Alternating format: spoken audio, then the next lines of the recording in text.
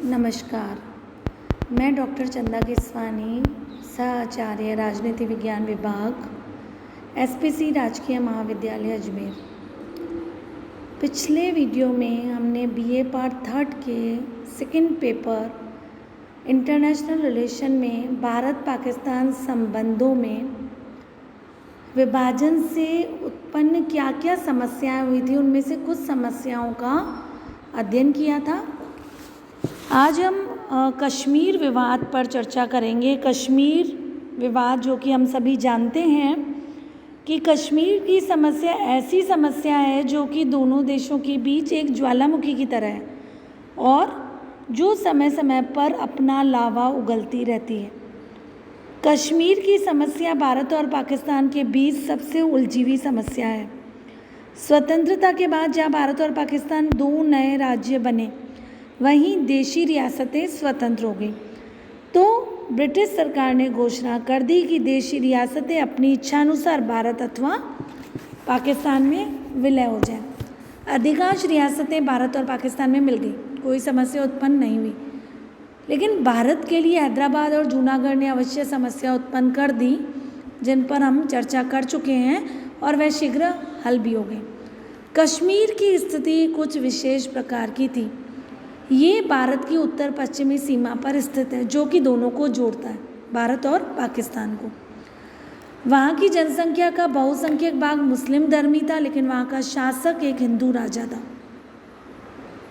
1947 में कश्मीर के शासक ने अपने विलय के विषय में कोई तत्कालीन निर्णय नहीं लिया। पाकिस्तान इसे अपने साथ मिलाना चाहता था। 22 अक्टूबर 1947 को उत्तर पश्चिम सीमा प्रांत के जो कबायली थे और अनेक पाकिस्तानियों ने कश्मीर पर आक्रमण कर दिया। पाकिस्तान ने अपनी सीमा पर भी सेना का जमावड़ा कर दिया। 4 दिनों के भीतर हमलावर आक्रमणकारी श्रीनगर से 25 मील दूर बारामूला तक जा पहुँचे। 26 अक्टूबर को कश्मीर के शासक ने आक्रमणकारियों से अपने राज्य को बचाने के लिए भारत सरकार से सैनिक सहायता मांग दी और साथ ही कश्मीर को भारत में सम्मिलित करने की प्रार्थना भी की। भारत सरकार ने अपने इस प्रस्ताव को स्वीकार कर लिया। 27 अक्टूबर को भारतीय सेनाएं कश्मीर भेज दी गई और युद्ध समाप्ति पर जनमत संग्रह की शर्त के साथ कश्मीर को भारत में मिला दिया। और भारत के द्वारा कश्मीर की सुरक्षा के निर्णय के कारण और उधर पाकिस्तान के द्वारा आक्रमणकारियों को सहायता देने की नीति के कारण कश्मीर दोनों राष्ट्रों के बीच युद्ध का क्षेत्र बन गया। प्रारंभ में भारत सरकार ने पाकिस्तान सरकार से प्रार्थना कर दी थी कि कबायलियों का मार्ग बंद कर दिया, परंतु जब इस बात के प्रमाण मिलने लग गए कि पाकिस्तान सरकार स्वयं कबायलियों की सहायता कर रहा है, तो 1 जनवरी 1948 को भारत सरकार ने सुरक्षा परिषद में शिकायत कर दी कि पाकिस्तान की सहायता प्राप्त करके कबायली जो है वो भारत के एक अंग कश्मीर पर कबायलियों ने आक्रमण कर दिया है, जिससे अंतर्राष्ट्रीय शांति को खतरा है। दूसरी तरफ पाकिस्तान ने भी भारत पर आरोप लगा दिया कि कश्मीर का भारत में विलय अवैधानिक है। सुरक्षा परिषद ने समस्या का समाधान करने के लिए 5 राष्ट्रों चेकोस्लोवाकिया, अर्जेंटीना, अमेरिका, कोलंबिया और बेल्जियम को सदस्य नियुक्त कर मौके की स्थिति का अवलोकन करने के उद्देश्य से एक संयुक्त राष्ट्र आयोग की नियुक्ति की। संयुक्त राष्ट्र आयोग ने अध्ययन करके 13 अगस्त 1948 को दोनों पक्षों से युद्ध बंद करने और समझौता करने हेतु आधार प्रस्तुत कर दिया और उन्होंने ये कहा, पहला, पाकिस्तान अपनी सेनाएं कश्मीर से हटाएं और कबायलियों और सामान्य रूप से कश्मीर में न रहने वाले विदेशियों को वहाँ से हटाने का प्रयत्न करें। दूसरा, सेनाओं के द्वारा खाली किए गए प्रदेश का शासन प्रबंध स्थानीय अधिकारी आयोग के निरीक्षण में करें। तीसरा, जब आयोग भारत को पाकिस्तान के द्वारा उपरोक्त वर्णित शर्तों को पूरा करने की सूचना दे, तो भारत भी समझौते के अनुसार अपने सेनाओं का अधिकांश भाग हटा दे। चौथा, अंतिम समझौता होने तक भारत सरकार युद्ध विराम के अंतर्गत उतनी ही सेना रखे जितनी की कानून व्यवस्था बनाए रखने के लिए आवश्यक है। तो लंबी वार्ता के बाद 1 जनवरी 1949 को दोनों देश युद्ध विराम के लिए सहमत हो गए।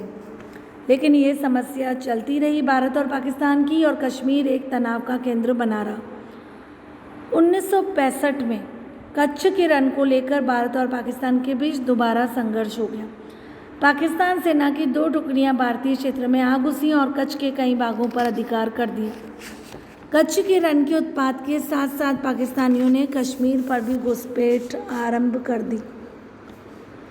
चीन की सहायता से हजारों पाकिस्तानी सैनिकों को छापामार युद्ध में प्रशिक्षित किया गया था और योजना के अनुसार छापामार दस्ता शस्त्रों से सुसज्जित होकर असैनिक वेश में कश्मीर में घुसने वाला था, और पाकिस्तान का ये विश्वास था कि कश्मीर की मुस्लिम जनता छापामारों का साथ देगी।